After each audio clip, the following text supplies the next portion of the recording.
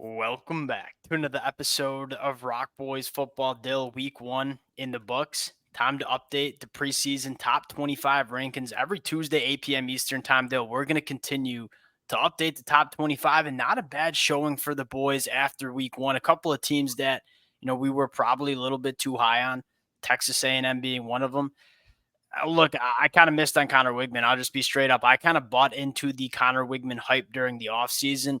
When he went up against Notre Dame, it just, to me, I still think this Texas A&M team very likely could be a top 25 team because I think that defense is elite.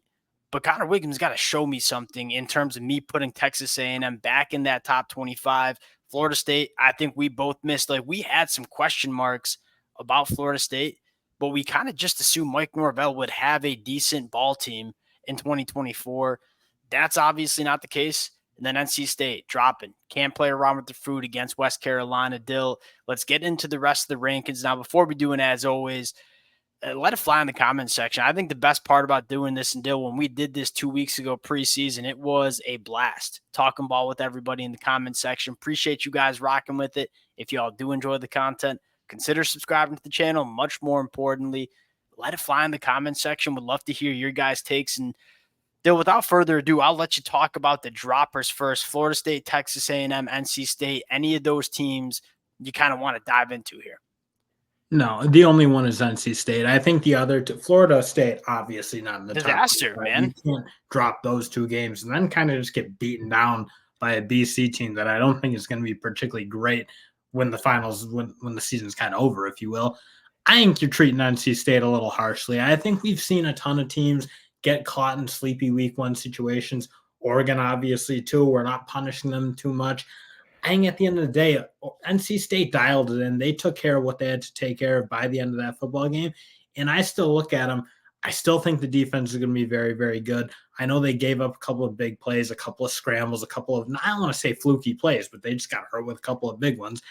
I think their offense is going to be fine. Grayson McCall throwing an uncharacteristic pick. I still think it's a very complete team and should certainly be in the top 25. The biggest reason I dropped them out of the top 25 is I thought the offensive line would be a little bit more dominant, especially against an FCS program. One of the reasons we were so high on NC State is the line of scrimmage play is always good under Dave Dorn. Now, can it get better? They're going to have a very big chance to come. Even that, they started to get it rolling a little bit towards the end. I think when you watch it front to back, if you will, they did get it rolling. They started to play the way we'd expect, and Jordan Waters started to be physical. I think that's a massive overreaction in my mind at the end of the day. I still think it's a very good team. Well, I guess we're gonna find out in a couple of days as they play Tennessee neutral site. Yeah, I have big concerns right now about NC State dealing with Tennessee's front seven that I think is very, very good. Talk about the newcomers real quick. They're Louisville. If Tyler Shuck stays healthy, like that offense under Coach Brom is going to put up a lot of points. They have a very solid defense. That's a very complete team in the ACC, and an ACC conference that, like, look, the ACC did not have a very good week one. Like, watch out for them Louisville Cardinals. You look at Iowa, found an offense in the second half. Cade McNamara pushing the ball down the field. And look, if Iowa's offense takes a step in the right direction, even just a small step, you're looking at a very good team. And that's still realistically a top 25 team, even if they don't play particularly great on offense, because that defense is loaded to the gills. I think it'll be one of the better units we've seen under Kirk Ferentz, and that's saying a lot because he's had a lot of really good defenses. Again, I think their ceiling's a little bit higher if their offense gets it rolling. I'm not sure I'm taking that much from them doing that to the team they beat. I am because they've never done that to FCS programs before. Like when they play bad teams, like they just don't even look. They never look good on offense, even when they play inferior teams. So they actually made a change at offensive coordinator, actually looked the part in that second half. I was kind of impressed in terms of what I saw from Cade McNamara in the second half. And then Oklahoma State, though, we were probably a little low on them to start with. And I think you're going to get a good game against them in terms of hosting Arkansas on Saturday. But you got a veteran quarterback. You got one of the best backs in the country, an extremely veteran offensive line, and two wide receivers in Brennan Presley and Rashad Owens, who kind of are ball players. Like this Oklahoma State team checks probably more boxes than I gave them credit for in the preseason. Let's get into a couple of other shakeups. The only shakeup in the top four, we're kind of keeping that top four tier here. Ohio State jumping Oregon. You could have gone back and forth to start the season, but we're going to take Ohio State now. Oregon, obviously, not having a great performance specifically along the offensive line, and then Dylan Gabriel not really pushing the ball down the field as much as you would like. And so, look, I'm still high on Oregon. I'm not ready to drop them to number 7 like the AP poll did, but you want to see them play better football against Boise State on Saturday. The next big dropper, Dill, Michigan, which they won by 20 points Saturday night against a pretty solid Fresno State team, but we did ding them pretty hard because we got big question marks about what the quarterback position is going to look like for this Michigan program. And I think that's still something we've talked about. It's always the recipe. Well, they can run the ball, they can be physical and play really, really good defense. I just don't think when you get that level of quarterback play, it just didn't even seem close. And I don't think it was particularly high with Cade McNamara. And frankly, Michigan might have been a little overrated that year. Like, would have they beaten a lot of really competitive SEC teams? I think their performance against Georgia probably suggested they really wouldn't. I still think at the end of the day, you need a quarterback to once in a while make some big time plays. And there just wasn't much of an indication yet that Michigan's quarterback is willing to do that and even willing to make those attempts. And that, to me, we're going to need to see it before I get fully back in. Like, well, this offense is going to be good enough. I know the defense is championship caliber. I have no doubt about that. But that offense, it can't be what it was against Fresno State because they won't have much of a shot, I don't think, against teams like Texas, Oregon. And I think one of the other, I mean, you noted the first concern is Davis Warren. It's a very one-dimensional passing attack. I mean, over half of Davis Warren's completions went to tight end Colston Loveland. He made 0 big-time throws, according to PFF. The offensive line turned it up in the fourth quarter, but for 3 quarters, the offensive line didn't quite impose their will as much as we're probably used to seeing as well. Now it's a new unit that we think from a personnel standpoint is good. So I think it gets better as they get more comfortable with themselves. That being said, I have a hard time putting Michigan in the top 10 right now with what we saw from that offense. A couple of teams that kind of moved their way on up, and Dill, I'll give you some credit. We went back and forth. I had my concerns about Notre Dame. You wanted them higher when we first had our rankings. What do you see from Notre Dame moving up to number 8 team in the country? Yeah, and if I had my druthers, I don't even think this is high enough, frankly. I think I look right now, I'm not sure I'm taking Ole Miss to beat this Notre Dame team. I don't think I'm taking Missouri either. I think they put on a very complete performance. I think the one big question I had was, would that offensive line kind of be up to par? Because I think, Riley Leonard's not going to lead a particularly air raid heavy offense and be particularly successful at that. So he needs an offense that can run the ball, where he's running the ball, running backs running the ball. I think their offensive line acquitted themselves extremely well. I think the running back play is really good, like as good as any group in the country. And then Riley Leonard, I think, showed that he's going to win them football games in a way we just haven't seen a Notre Dame quarterback do it. And their defense is obviously great. We knew that was going to be great. So I think they should probably be 6, maybe 5. You saw, and I think what's cool about Notre Dame is I think that's another team that probably gets better as the season goes on. Like that Notre Dame offensive line went on the road, night game, College Station, against what I think might be the best defensive line that we see in the country, with 6 combined total starts on the offensive line. They started a true freshman left tackle. They held their own. Like, don't get me wrong, Texas A&M was able to get their own, but I thought Florida State or Notre Dame's offensive line played a very solid football game. The running game was good. That defense is elite. There's no hole in that defense. Top to bottom, it is a lot of really good football players that play fast, tough, and disciplined.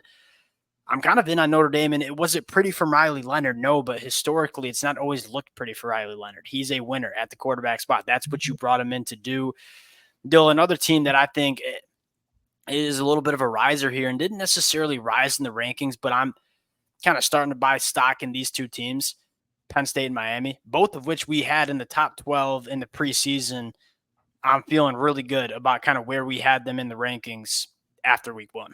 Yeah, and Miami, I think, showed why we had them so high, is their lines of scrimmage play is really good. And then Cam Ward in that offense, I think, is really going to thrive, because I don't think he's going to be asked to do nearly as much. I don't think he'll make as many mistakes as he made in that Washington State system. So I think that Miami team is very primed for success. And then Penn State, you saw some good things with them getting the ball down the field. I thought you saw some route concepts that freed wide receivers up. They looked like they were playing a little bit more free and had more space to work with. That was all you kind of wanted to see from Koldenik.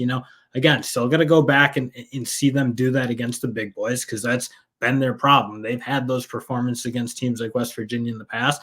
Got to see it against your Ohio States or Oregon, Michigan, that type of unit. But I think you saw the green shoots of a much improved offensive line. But that's kind of what I'm thinking is it felt different and looked different against West Virginia. There was a little bit more space. There was a lot more explosive plays. That's a hire that I think is the least talked about hire in all of college football. Like him and Dan Lynn and Coach Koldnicki, maybe two of the most impactful hires because Penn State's defense is going to be elite. Can they have a good offense? And then vice versa for USC.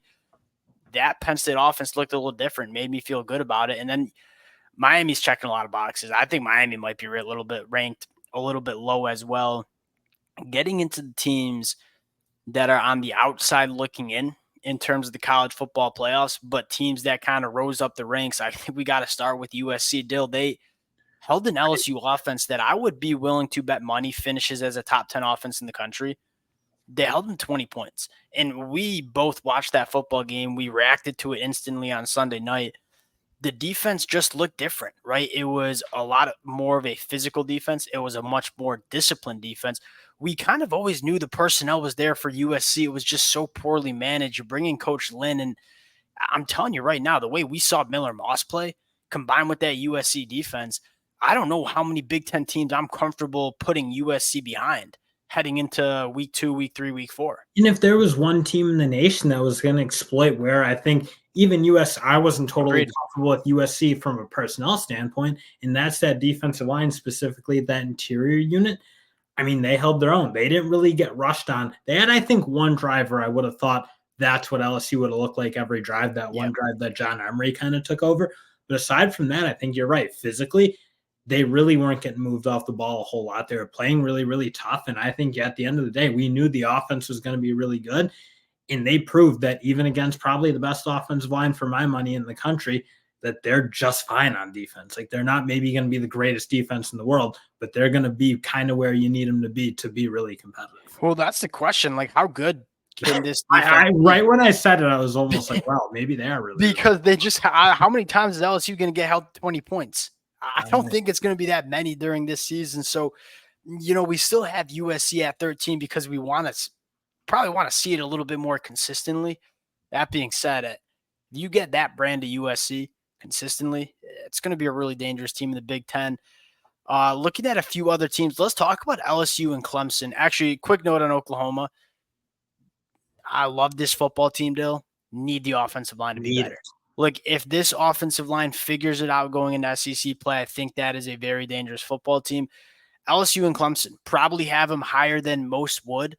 LSU looked great. I think they just ran into a USC team that played a really good football game. Garrett Nussmeier is going to be a very good quarterback. That offensive line I still think is going to be good. The wide receivers are very good. And the LSU defense itself looked pretty dang good against USC. They really didn't get run up and down. I thought I think for both USC and LSU, I think you saw a defensive shift in terms of their mentality. I think both tackled better, which is probably the most striking thing, but also both were much more willing to be a bit more of an attacking unit rather than being a passive unit that, again, were very comfortable giving up a ton of yards. And obviously, USC was able to hit some big plays against that team, but they weren't necessarily just chunking LSU. It wasn't easy, I wouldn't say. It wasn't like when USC got the ball, you were like, oh, they're going to score. LSU was challenging them all game. They just got hit with a couple of big plays against some really, really big physical wide receivers. Yeah, that's kind of what my only concern would be is the LSU defensive backs kind of got exposed a little bit. You want to see that get cleaned up because you're going to see those kind of wide receivers in the SEC. And so I think Blake Baker is going to get into the lab a little bit, make sure you kind of shore that up. Clemson's still got a top 10 defense in the country. Like it got away from them in the second half because their offense just couldn't stay on the football field. If this Clemson offense can just kind of, let's face it, like this offense finding its rhythm week 1 against Georgia was a little bit of a stretch because I'll say this about Georgia, and we didn't even touch on Georgia here. They're a better number 1 than I thought they were at the beginning of the season. Agreed. I think we both thought that Oregon, Ohio State, Texas were maybe a little bit closer to Georgia than we might get because that Georgia defense looks different. Those linebackers are absolutely incredible. This Clemson defense is going to win a lot of football games because of the defense. Can this offense just find a rhythm and just a little bit of a rhythm? Because it just looks like Kate Klubnik is so uncomfortable. If this Clemson offense can kind of put it together, I think they might be the second best team in the ACC with kind of what we've seen from Florida State. Kansas State, Kansas, no real change. Auburn, probably a little bit higher. I don't think many people have Auburn in the top 25. I'll just say this. That brand of offense that we saw, I get it was against Alabama A&M, but working vertically, hitting explosive plays, you can tell that the difference makers, the pass catchers, they're just a little bit different than we saw in 2023. And so I think that's a massive storyline for Auburn heading into 2024. And then Dill, Kentucky.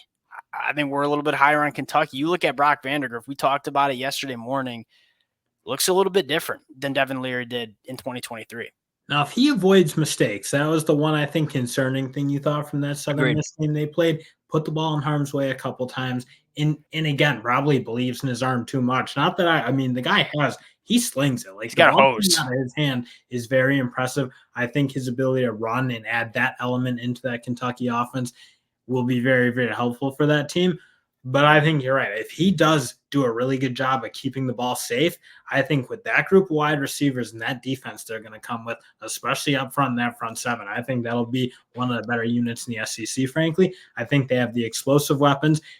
Now, the two things I think, one, offensive line, get back to the big blue wall that it used to be, it felt like 5 years ago. If they can get back to that, that'd be a big-time piece coming together, if you will, for this Kentucky team. And then Vandagriff making smart decisions. But they have the talent to compete with it. So where I would not, I don't even know if I'd push back, but it would be Brock Vandagriff's a gunslinger. I don't want to take that out of him. You know, so it's like, yeah, you have to toe the line a little bit in terms of, hey, let's make some big-time throws, but let's also keep the ball out of harm's way because you know that is something very important to Coach Stoops.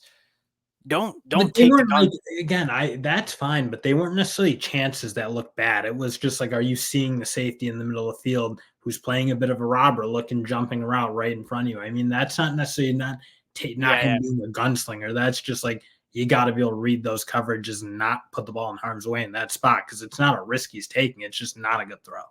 That's fair. Now, you go to Arizona, didn't move him, thought about moving him down. It's tough. Those two are so good. They're so good. No Fafita and T-Mac. But I kind of came away from that football game saying, is that all they have? Like, I feel like it's such a it's a one-dimensional team. And so, like, that duo might win them a lot of football games and might make them a top 25 team. But I have my question marks about the overall complete nature of that Arizona team. We talked about Iowa. We talked about Louisville. Though that'll round out the top 25. My eyeballs are specifically on the Colorado-Nebraska game because whatever team wins that football game is probably going to be a top 25 team come next Tuesday night. We'll close it out there. Appreciate you guys rocking with the boys. Again, let it fly in the comment section. We love hearing from you guys. We love talking ball with you all in the comment section, and we'll talk to y'all later.